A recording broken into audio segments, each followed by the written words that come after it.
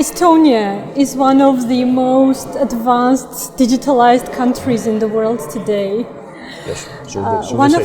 One of your former presidents once said that there are only 3 things you can't do online in Estonia. It's getting married, getting divorced, and transferring property and real estate. That's true. We are working on the first 2, but the third one probably is something that still requires paper-based processes. So let's try to understand what can you do online at the moment.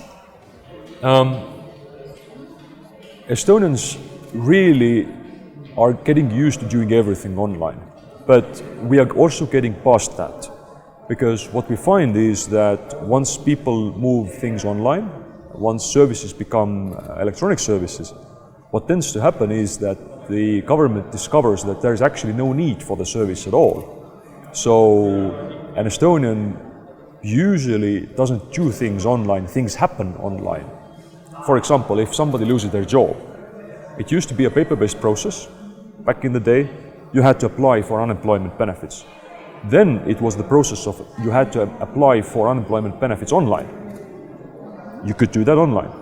But now, because all the databases are interconnected, all the data is there, all the data is of high quality, what happens is that the social security or social services people, their information system wakes up during the night, discovers that, oh, there's a person out there that has lost their job. They were working, they were filing their taxes last month. They haven't filed anything this month. Oh, and by the way, they're also not dead. They're not in the military, they're not in the prison. All of things that would make you eligible, not suitable for receiving benefits. And they basically prepare the application, they notify the person, say, hey, you are now eligible for benefits. And so it basically becomes this touchless process effectively. So the person doesn't have to really do anything, yes. like apply for anything. Yeah. Precisely. So, and filing taxes is also one thing that, yes, you can call it, I can file my taxes, but in reality it's just saying, yes, I understand. Yes, I agree with the information on the screen that the tax authority already has about me. So moving things online is just the first step. The next step is to move things to a stage where you don't have to do anything at all, when the services truly become seamless. As far as I know, you also have electronic voting there in Estonia. How is that organized? The electronic voting is something that has become sort of a hallmark of Estonian digitalization, but it's also one of the most complex and tricky parts of our digital society. Voting is a very central process to a democracy, and we took great pains to make sure that it's secure, it's well designed, and we are not taking the step too far. It is secured using the cryptography that lives on the chip card that every Estonian has, the ID card. So that technological basis of electronic voting is not that complicated. Also, the business process that we use is basically the same as is used in mail-in voting, and the process which is very widely spread in Australia, in Switzerland, in the US as well, in certain circumstances. So we are not reinventing the wheel there either. But what is important to understand about Estonian e-voting is that the electronic part of it is just a small part of it. It is part of a larger system. For example, it is possible that if you are voting online, that you are being pressured to vote, that you are not free in your expression of will. To counter that, and this is a problem that fundamentally can't be overcome because people are alone with their vote at their home. But to counter that risk, we are not abolishing paper-based voting, so that everyone has the opportunity to go and vote in the privacy in the polling station. If somebody has pressured them to vote online in some way, they can always go and vote on paper, and that paper vote overrides the electronic vote. So the electronic voting is only possible in conjunction with well-organized paper-based voting. And also, the electronic voting in Estonia is enabled really by the understanding that is very widely shared, that when I hand over the ID card and PIN codes, I'm not handing over my ID card and PIN codes, I'm handing over everything. As you said, you can do everything online. And people understand that if I hand over my ID card and the PIN codes for somebody else to vote, for example, I'm handing over my family, my children can be taken away from me. Now, very soon also I can be divorced. All my financial contracts, all my banking accounts, all my money, all my current money, all my future money, I'm handing over my life.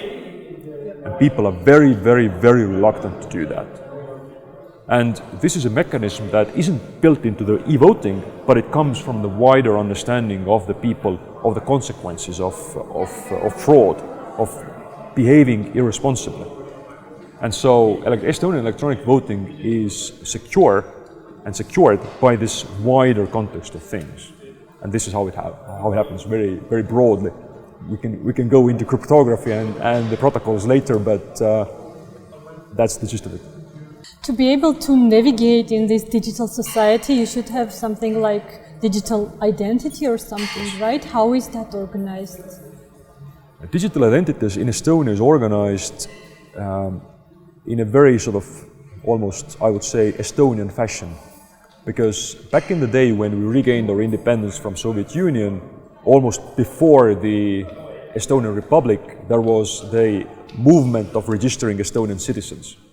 So somehow building registries and listing people is in our nature. I don't know why that is, but it seems to be the case.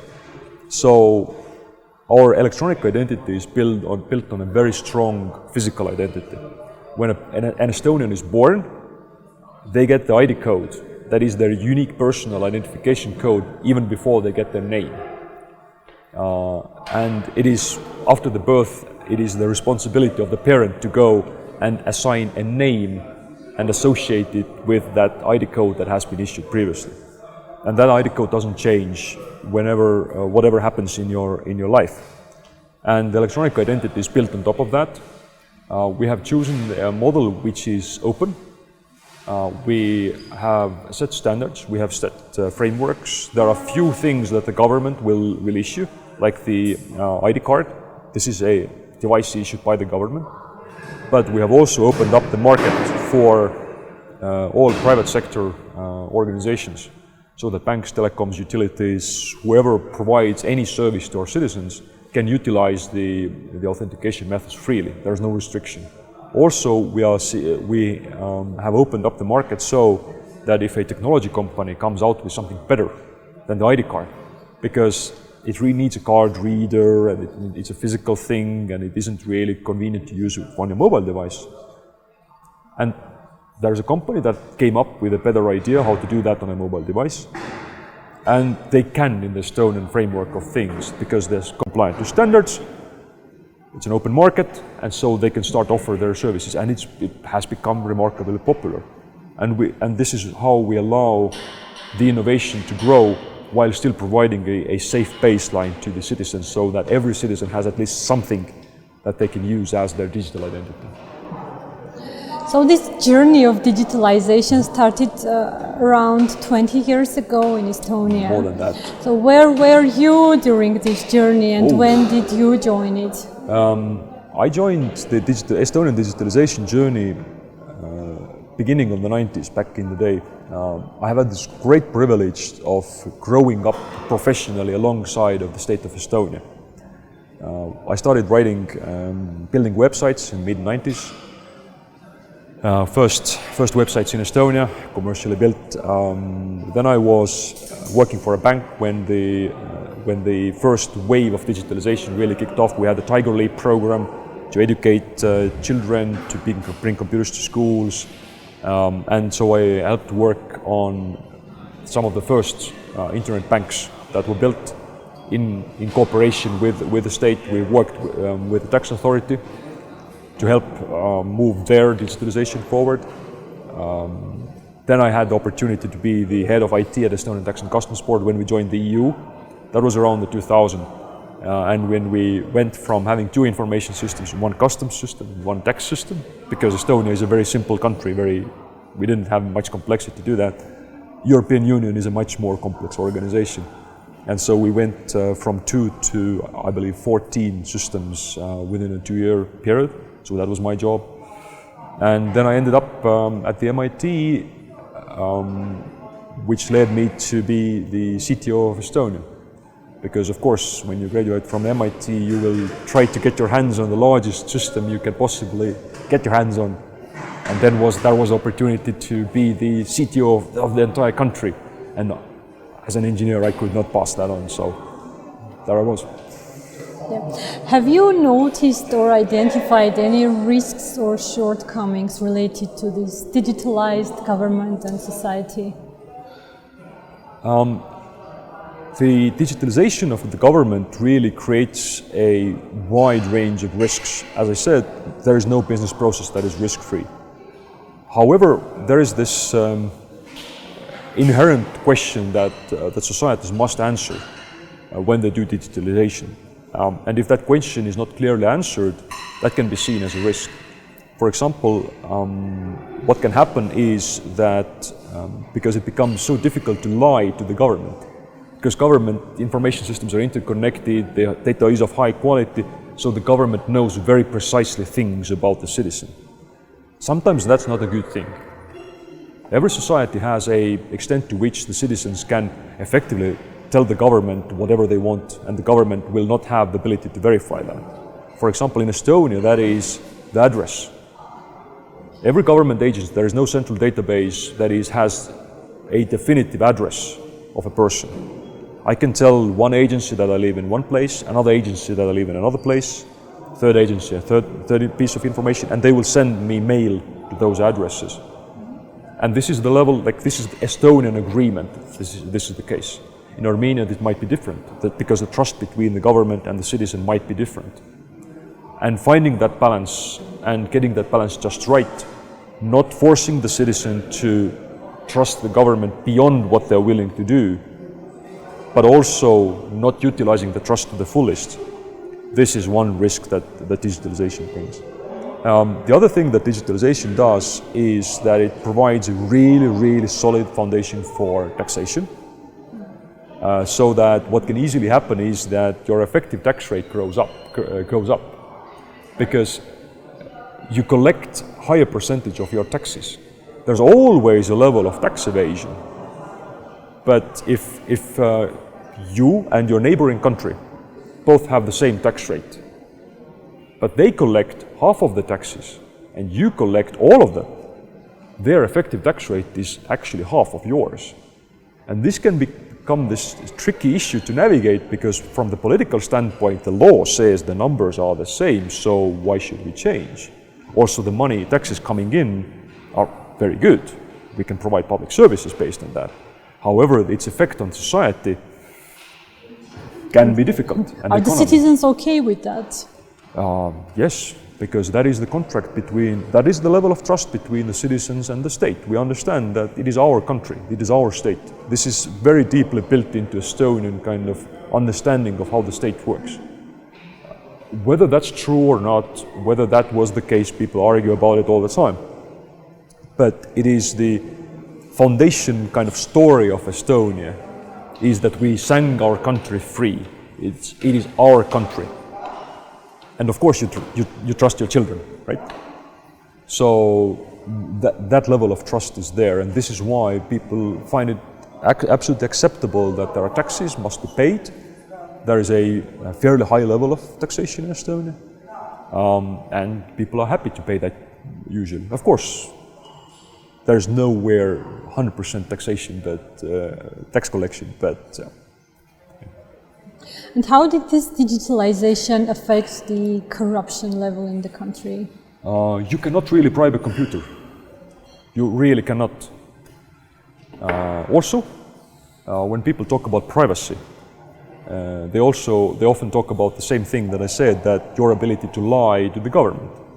So if I tell one government agency that I have 4 children and another government agency that I have no children, based on which one is more beneficial to me, that opportunity will go away if you do digitalization, and this will affect corruption.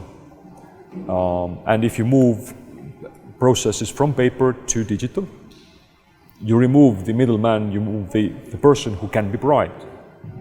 And if you fully automate the process, you further remove you even remove this institution from the process that can be bribed, because it's all computerized, it's all automated.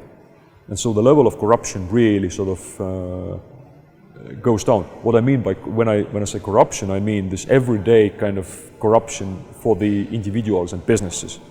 Of course, there are cases and there's challenges with like high-level, large-scale corruption that isn't really dependent on how the businesses work or how the business processes function.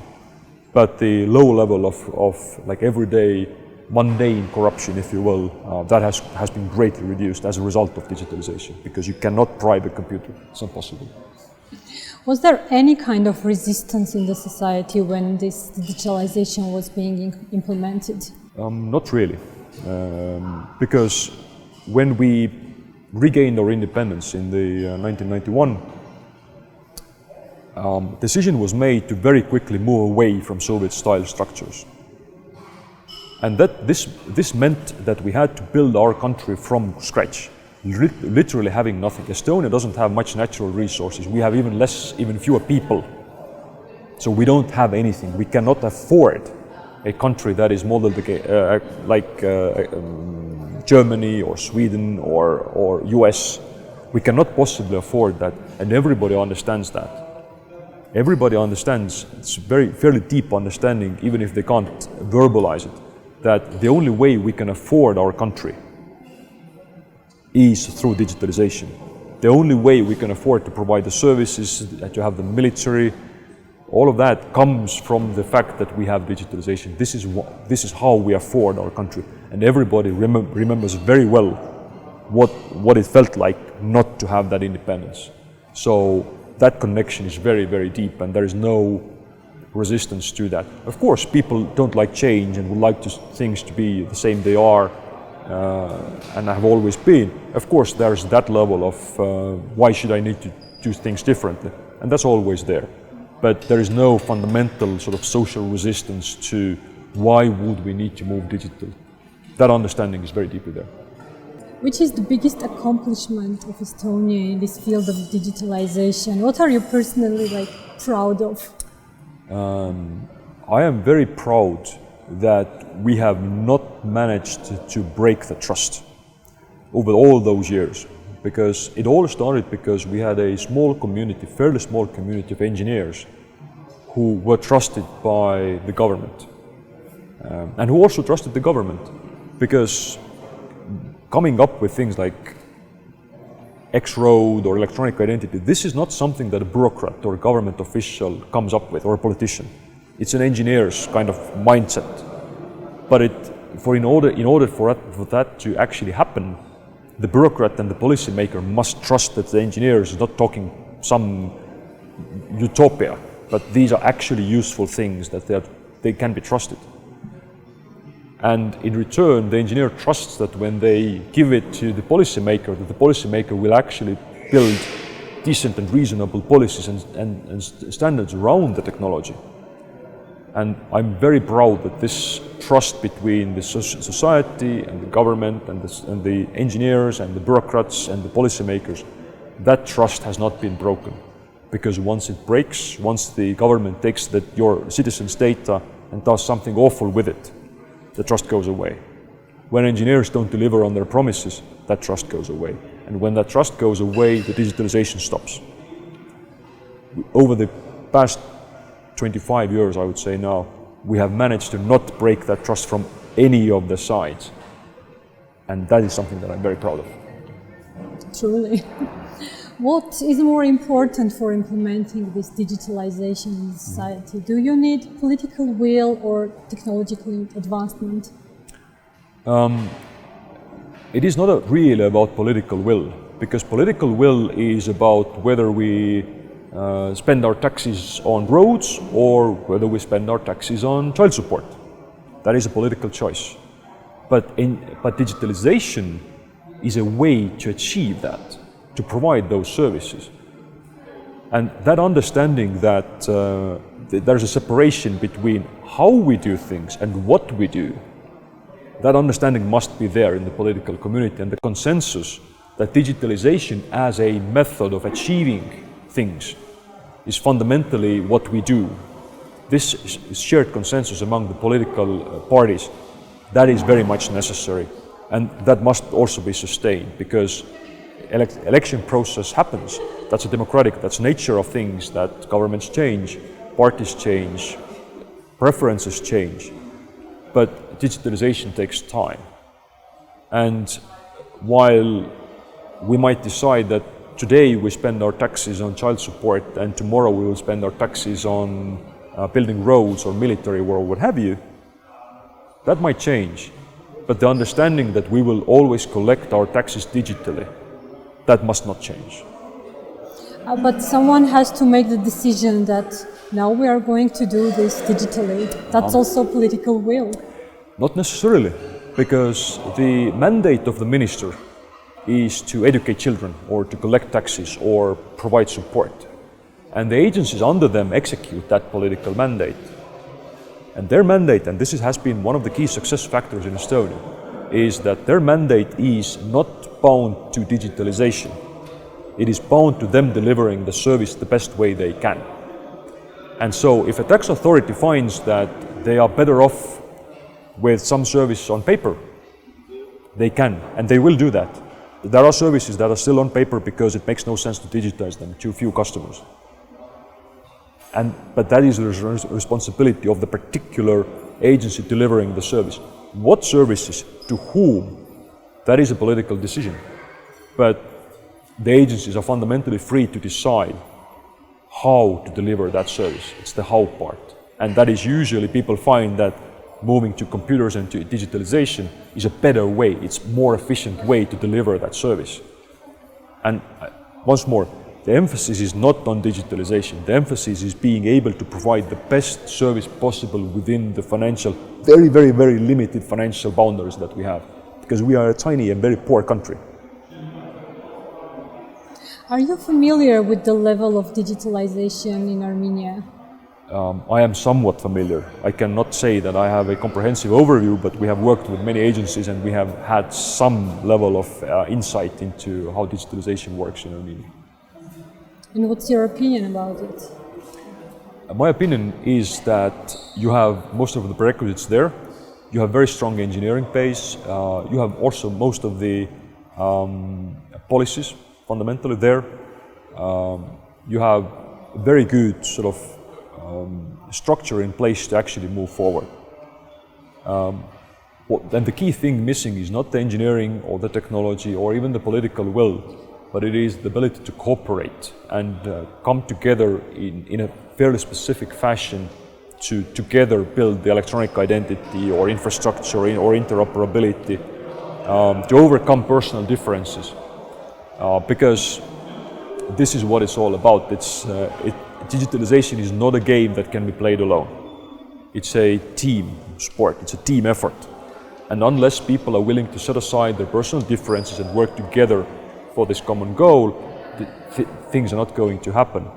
And I'm not even saying that that will is missing, but I'm saying that we sometimes see that this understanding of the need to work together and also the understanding of how do we work together. Like, yes, we understand that we must cooperate, but on what?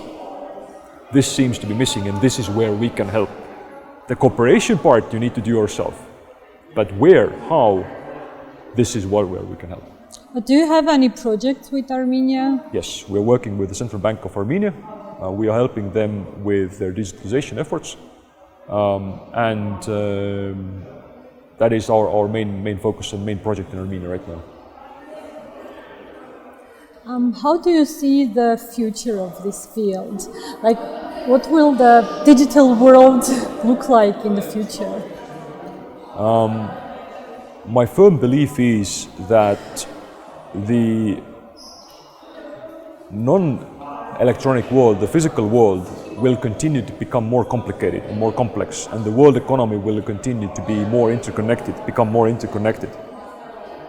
And in that setting, and private sector will, and the citizens will continue to become more digitized in their lives. And in that setting, I don't think there's any country that can afford not to go digital. Because that basically means becoming relevant in this world governed by global multinational companies and technology. And so it's a fundamental question of a state. How do I still remain relevant in this world? And to remain relevant, that unfortunately means going through digitalization. So, why unfortunately? Because it means change. It means doing things differently. And this is always hard. It's always hard. If taxes keep coming in right now, if the financial status of a country is fine, you don't have pressing social issues to solve, then there is no incentive to change. But it's the slow process of the society that makes it so difficult.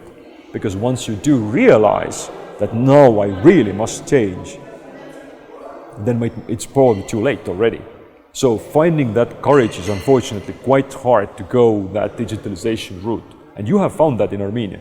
This is why I like working with you, is that you have that courage, you have that understanding that you need to change.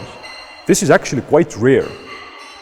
This is not very common for a country to understand that they must take this route and go and really commit to this change. But change is part of evolution, so if Yes. you don't change, you will never evolve and you will stay wherever you are. Yes, but it's much more convenient to sit by the fire as it's going out. And then when the fire is finally gone out, then you have no way to find your way to the next fire.